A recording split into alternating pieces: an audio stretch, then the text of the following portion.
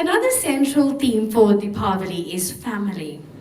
Standing by their faith and devotion with the temple, the Tongaat community members came out in mass to aid and lend a helping hand. Our next and final speaker for tonight is someone that was a victim of the floods, but along with that, she played a key role in the disaster management team that aided her fellow residents in times of need. Please welcome to the front, Shantal.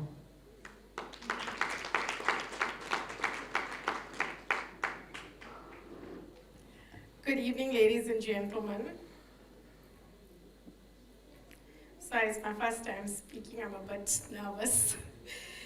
On the 11th of April, at about 7 o'clock, the rain got worse and it was heavy downpour. I opened my door, the water was high on my side, so I decided to go behind my house and see what's happening at the back. And when I reached the back of my house, the parking lot, it was a nightmare. The first thing I did was run back, grab my phone, and I made a phone call to Sandra to tell her to please ask the residents of low-cost home to evacuate their houses. Not to gather anything, but to evacuate immediately. After I cut the call, I tried calling the disaster management. A number was given to me, but no luck there. So I was busy standing on the road. No vehicles were coming through because the whole entire road was flooded, and the riverbank to Frostley had caved in, had collapsed, so the water was gushing straight down into low-cost homes.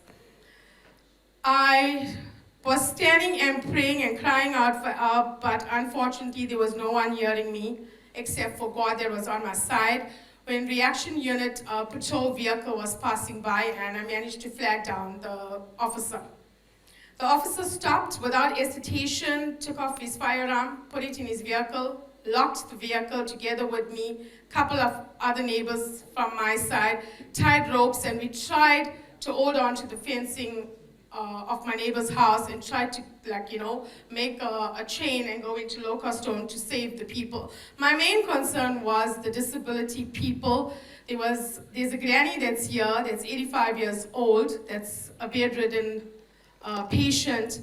My concern was her and a couple other disabled people. So my aim was to disable the seniors and the kids to try and save them as quick as possible. The next thing I see backup vehicles of Reaction Unit South Africa together with the ambulance services that came to our aid. And the next phone call was made to Naveen Pandey.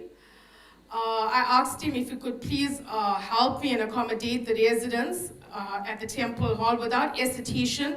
He said me, sure, I'll be there in a couple of minutes. And my worry was that how he was going to get to the temple because of the roads being flooded so bad. Managed to get the people to the temple yard. I've spent 3 weeks here at the temple, being part of the Tongaat Disaster Task Team. I slept with the residents on the floor, wake up early in the morning, make sure everybody has a wash. Breakfast is made, serve them with breakfast, make sure that lunch is prepared the next thing. It was a tough road, a tough journey for me, because I have a 97-year-old granny and an 11-year-old son that I left at home, and I sacrificed my time and efforts to be here with my people of the community. That is about all that I have to say, and a big thank you goes out to Vishwarup Temple and the volunteers and committee, the Tongaat Disaster Task Team that have stood by us throughout the floods even until now, and the Tongaat Hindu Forum, not forgetting them. A very big thank you to you all, and may God bless you all abundantly. And we will always treasure you guys in our hearts for whatever you guys have done for us. Thank you.